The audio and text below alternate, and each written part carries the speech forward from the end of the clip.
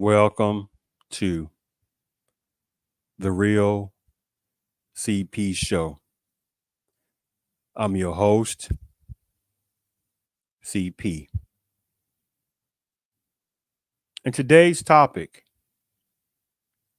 pro-Palestinian protesters block a bridge, a major bridge, by the way, in San Francisco, and a major thoroughfare as well in Oakland, one of the major thoroughfare highways in California as well. And there was another pro-Palestinian protest going on in New York City and however other places. I'm just relaying over in those areas in this particular topic. Usually I wouldn't even do a podcast broadcast, however the terminology, on the same day, which today is April the 15th, 2024. Usually I wouldn't even do that. But it was something about when I saw this today. What was so in this insultingness of this various types of pro-Palestinian protesting, not the protest per se, but how it came together. Because see, the thing about it is, if this would have been numbers of American blacks that would have blocked off in San Francisco the iconic bridge of the Golden Gate Bridge, there would have been all types of those nigs. They're always doing something. They're always talking about race. They're always doing this. Won't they stop? Won't they get out there and work? Won't they stop having to getting their hands out? Even though it's actually personnel within the Predominant culture who have their hands out the most, who get the most food stamps, who get the most subsidies, et cetera, et cetera, et cetera. You know, get the point. Commits the most crimes. That's within crime stats within the segments of within the Predominant culture. But of course, through this supremacist system, which is the most brilliant mental manipulation force that has ever existed, it's translated, transformed in some negative version, illogical, irrationalization, denial, sidetrack switchery, little white lies type of techniques, and make it act like it's numbers of American blacks that are doing this the most. And unfortunately, there are multi-millions of American blacks, with few exceptions, that still haven't caught on to that game. Which again, in this topic today, it was insultingness. Because some of these things should have been considered terrorism. Because on a cultural context, again, if this would have been American blacks that would have blocked off the major Golden Gate Bridge, San Francisco, California. Oh my goodness. And then we've been sitting there doing the protesting in New York City and however other places and things like this, the way it was protested, right? And American blacks had, which American blacks don't have their own flag unless they use the RBG flag. Right? Some people know what it is, then they can look it up. But then if they do that, they don't want to be Americans. Instead of numbers of American blacks saying, go to hell with that tactic. You got personnel from across that border that have Mexican flags out. I've seen that personally. Of however, I don't want to go on all that. I don't go there. There are people who know what I'm talking about. Some other cultures have that person's flag out. One time I seen this on an apartment, passing by this apartment, they had a Japanese flag. Do you see where I'm coming from? But somebody, American blacks, he's supposed to just say they're Americans. The game. But getting to this, unfortunately, with few exceptions, American blacks are becoming more and more of the truly laughing stock, modern day ones. because the disrespectfulness that's happening toward American blacks would 0.0% be tolerated by the type of black males and numbers of American black women prior to the 1970s and some piece of maybe a piece of 80s and 90s, but that was dwindling. Definitely in the 60s. Oh no, no, no. You wouldn't have no kind of disrespectfulness from different other cultures like that. Oh no, no, no. But here's the thing about it. Most other cultures and backgrounds of term lifestyle categories and border breaking illegal immigrant personnel wasn't even around like that. All these various latecomers showing up, observe what American blacks are doing, then they just show up after hide behind the fence, look and see what black folks are doing. And now, just like today, pro-Palestinian sitting there, however, protesters, et cetera, blocked off the Golden Gate Bridge and blocked off a major thoroughfare highway in Oakland, California. Let me go ahead and show you this first video. 1 second. CHP's Andrew Barclay. Let's listen. Well, every situation is different. I think that's the most important thing to understand here. You know, there's no routine response to this type of call. Really, it takes individuals getting on scene, assessing the situation, determining, you know, if this is simply somebody standing blocking a lane, are these individuals that have utilized devices to inhibit our response, as we have seen today. So really, it comes down to figuring out what we're dealing with and then getting the appropriate tools there to deal with that. How do you get the messaging out to drivers who have already started their commute, who are stuck in the traffic? How do you let them know what's going on? Well, you know, fortunately, that's where I think our media partners are a great ally in that. You know, these incidents, as you have seen today, and as we've seen at other times, are for the moment. These are incidents that pop up incredibly quick. And fortunately, we have a lot of great media outlets here in the Bay Area that pick it up equally as quick as well. Very often within, you know, a minute of it happening. So, you know, we're fortunate to work with all of you and get our message out. And you know, between you and every other outlet out there, that message is pushed. Well, you know, I think the tough part about this here is, you know, you have traffic that's stopped right at the peak of a morning commute, especially on a Monday morning when we might expect, you know, some of the people who are commuting for work or for school or what have you right. are doing that more often on a Monday probably than any other day of the week. So, and you have that around the 6, 7 o'clock, 8 o'clock time frame where we're seeing such a large number of drivers. And then having these people held for hours, you know, at this point today, specific to the incidents we're seeing on 880 and the Golden Gate, where do we stand? What can you do next? Well, right now, and as we've seen, so let's look at them separate. So 880, you probably have seen at this point, we have been able to remove individuals from 1 or 2 lanes, so we've actually been able to start getting traffic through. Obviously, not every lane. We're still working through that, but being able to get people moving to start. Now, again, beyond that, it's not only, you know, removing people, as I mentioned very often, and as we're seeing in some of this video, you know, there are devices that are placed that significantly slow down our progress. So these are things that we have to work through. Again, our goal is to get lanes open as quickly as possible.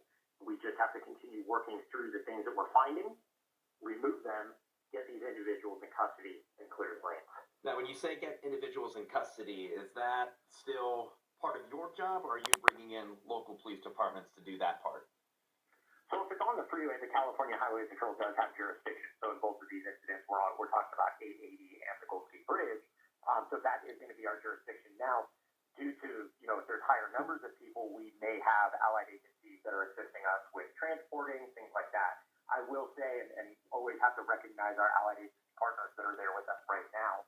We've got the Oakland Police Department, the Alameda County Sheriff's Office, San Francisco Police Department, Golden Gate Bridge Patrol. So, you know, we are fortunate to have a large number of resources available to us as we work through these incidents. And, you know, Andrew, this isn't the first time, obviously, that this has happened here in the Bay Area. And it's not even, you know, it's happened recently. these arrests and when you try to break down these organized protests and demonstrations, are you getting a chance to talk to these people about what, are they fully aware of the magnitude that they're affecting people? Do they kind of give you some sort of insight in what they're thinking? So, I mean, ultimately, you would really have to speak with them. I'm not going to speak for individuals who choose to block our freeways.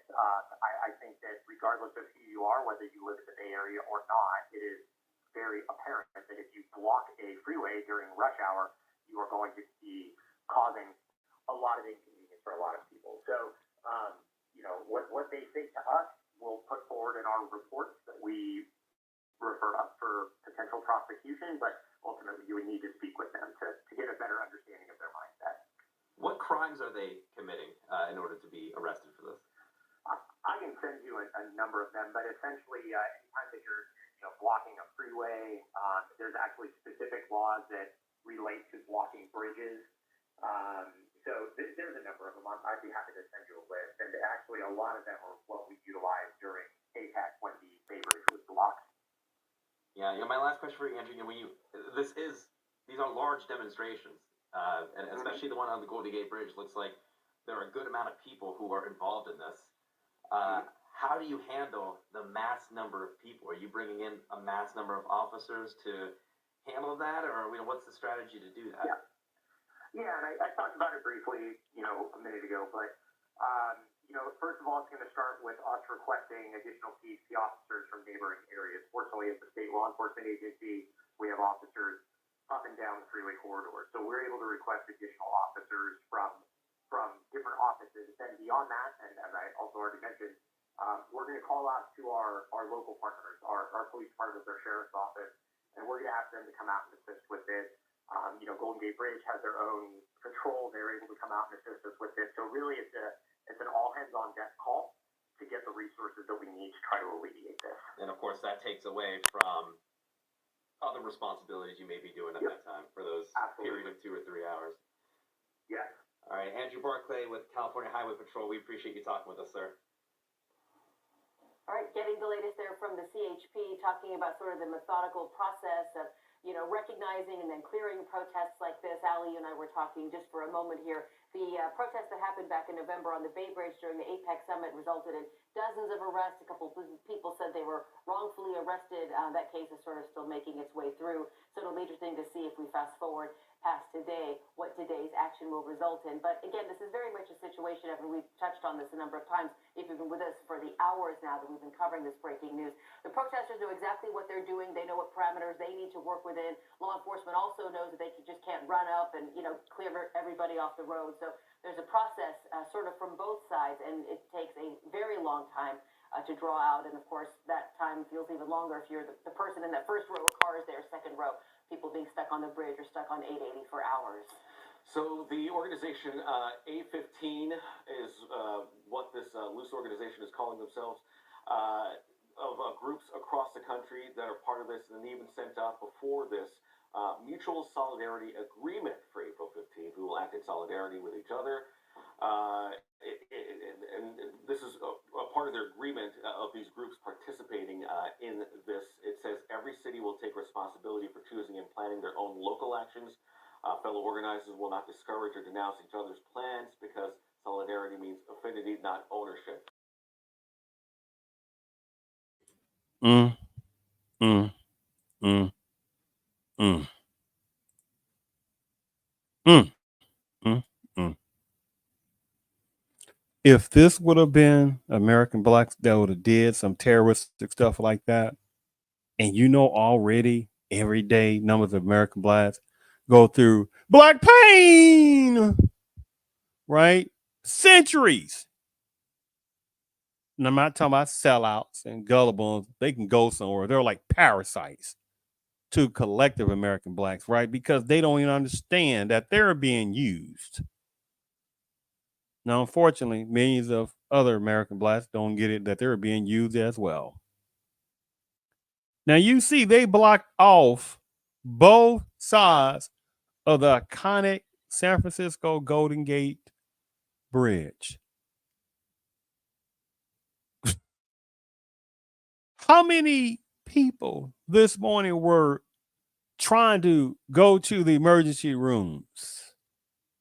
How many people were trying to head to some hospitals because some a parent or parents or grandparents or a friend, whomever were getting close to transition this physical plane and about to take their last breath? How many parent or parents, grandparents, guardians, whomever was trying to take their child or children to a hospital? Child wasn't feeling good. Maybe the child has some kind of emergency situation. How many people are trying to catch flights to go visit family members, friends, significant others, etc.? Right? Maybe also going to see, a loved one that is about to take their last breath as well. How many people, were trying to go to their jobs, right? And maybe how many were running late and they had a messed up boss or bosses and always on their case, and all of a sudden, if they showed up late, they're gonna get fired. How many people got fired today? How many? How many women were pregnant trying to head to the hospital? Geez, how that goes. And these personnel, that was terrorism. They didn't care. This should be considered terrorism. And then for them to block off, was it 880 or something in Oakland or wherever it is, one of the major freeways as well? It was insulting. And by the way, again, like any other culture backgrounds have good and bad. But denial is irrelevant. You had people that were trying to, and still are, trying to get numbers of American blacks to pick a side, either Israel side or Palestinian side. And you say, what the hell are you talking about? What other people from Israel or Palestine are sitting there helping American blacks get reparations? Which ones? Which ones?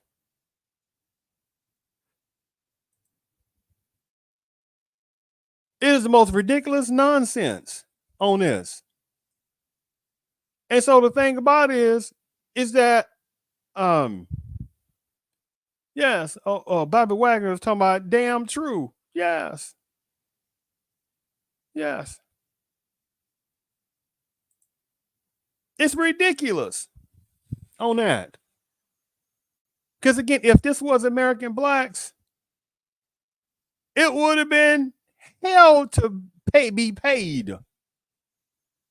And by the way, numbers of Palestinian personnel make up like less than 0.1% in the whole America. Makes up less than less than 0.1%. And you have Palestinian signs all over the darn place. So they run from over certain areas from Palestine or wherever it is, from where situations, which is, a situation between a generational old battle between Palestinians, modern Palestinians, by the way, and modern day Israel, right? A battle between one another. Had nothing to do with American blacks. But American blacks catch black pain every damn day of no comparison. So where are these same personnel at, sitting there telling people make laws, make policies specific for American blacks? How many of us, we benefit off of black pain? It's the most stillest thing in the world. That the American blacks have put so much extra blood and sweat and tears in this country. And you have the Golden Gate Bridge, a national American landmark that opened around the 1930s. And you hear all this pro-Palestinian marches that blocked off the Golden Gate Bridge on either way. Now, if that would have been American blacks, it would have been super hell. And then you change over the dynamic, and then you switch over to New York City. And there was another pro-Palestinian march going on there, or a type of a semblance over there. I'm gonna show a video on that because I don't want to keep it too long on this.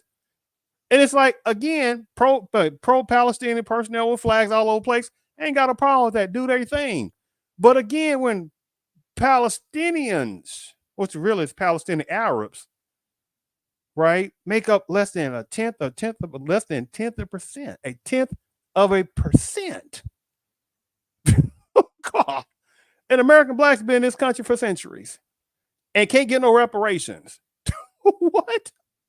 So let me go ahead and show this last video. One in New York City. I mean, just the nerve.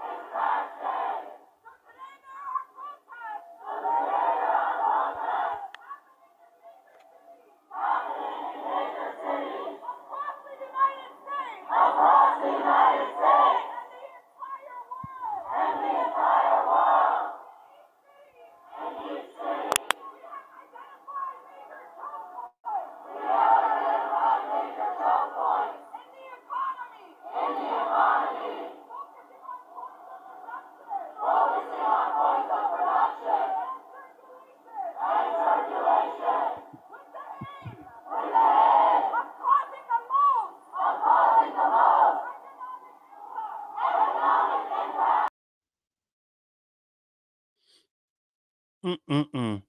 Let me play that again. Yeah, because I started a little bit in the medium part. Sorry about that. Let me play it from the beginning clip part.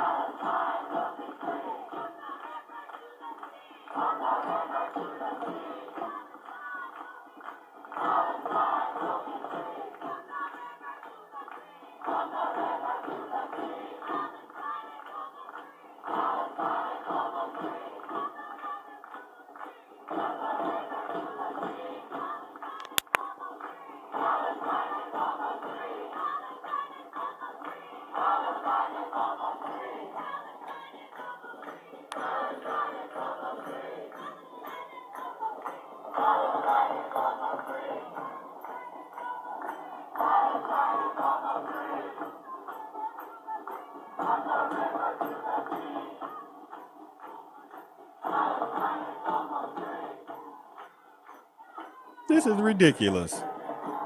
If this would have been American blacks doing this nonsense.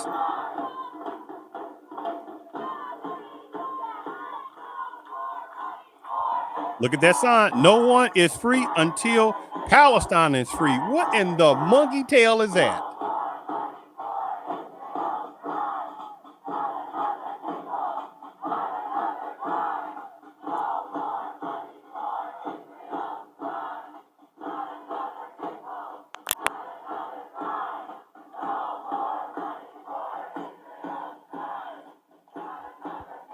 No one is free until Palestine is free. Insult.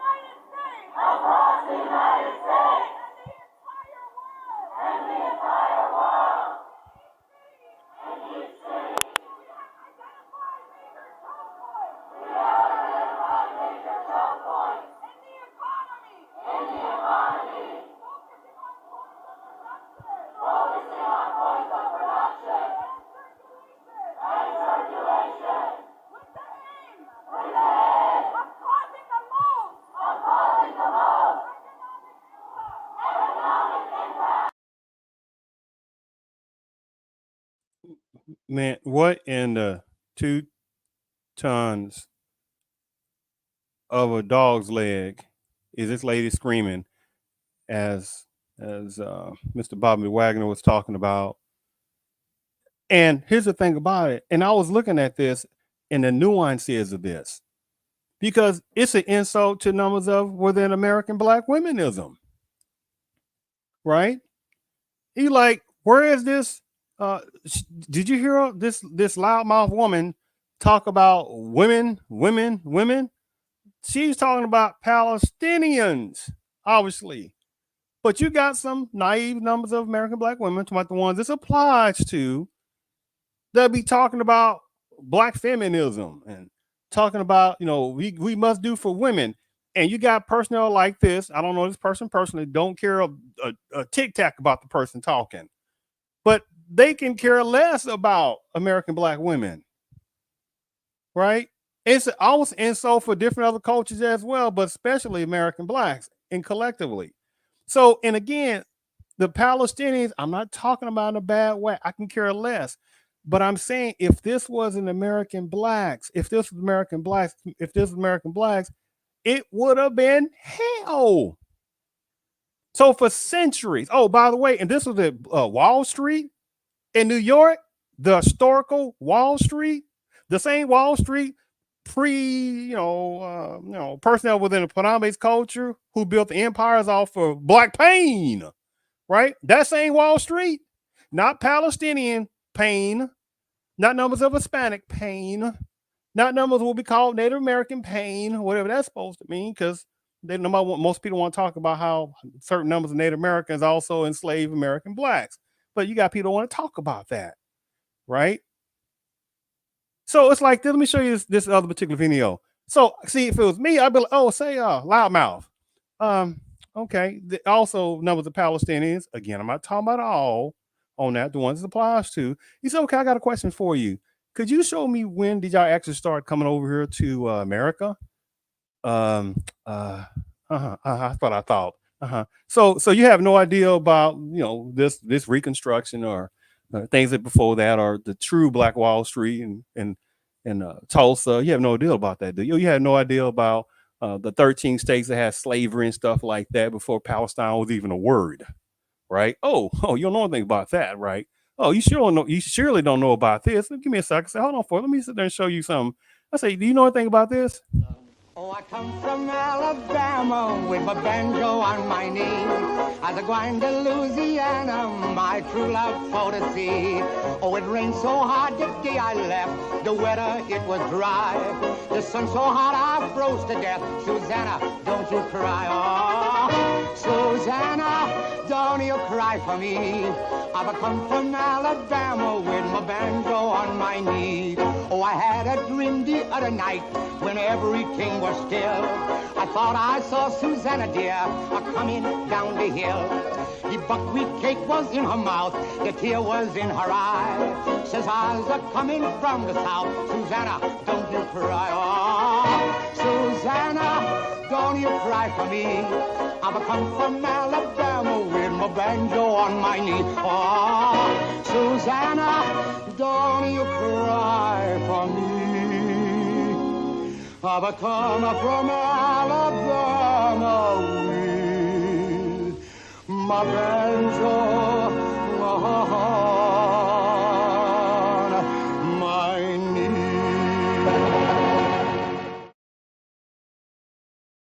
My goodness. Please show where this has happened to so many people. And relating to this topic, please show where this was happening to, however, Palestinian protesters and numbers of Palestinian personnel. Please show that. Please show this to a percentage of the people who only make up, it's like 300 plus million people in the United States. 300, whatever it is, 20, 30, 35 million, whatever it is, 300 plus million. And within 300 plus million demographics, the Palestinian Arabs only make up, again, less than 1/10 of a percent. Because again, if this was American blacks who had did some stuff, who did some atrocious things like this, it would have been super hell to pay for. And remember, American blacks still do not get reparations. That's an insult. And even before I showed that last clip, right before that, they were also talking about in a pro-Palestinian protest. They also was talking about reparations, and I'm like, what in the hellified dog's leg are they bringing up reparations? Thousands and thousands of miles, thousands across the Atlantic Ocean, right? Across Europe, all the way across to Palestine, Israel. What? Do you see how that sounds? It's an insult to the American black collectively, where there's no personnel and no background, no ethnicity, etc., that compares to the American blacks. There's nobody. And still get no reparations, but you sit there, this system gives reparations of quite a lot to what we call Native Americans. Do you see how that sounds? And gives uncalculable numbers, well, it's a numbers, but gigantic amount of resources that goes across different other countries, but American blacks can't get no reparations.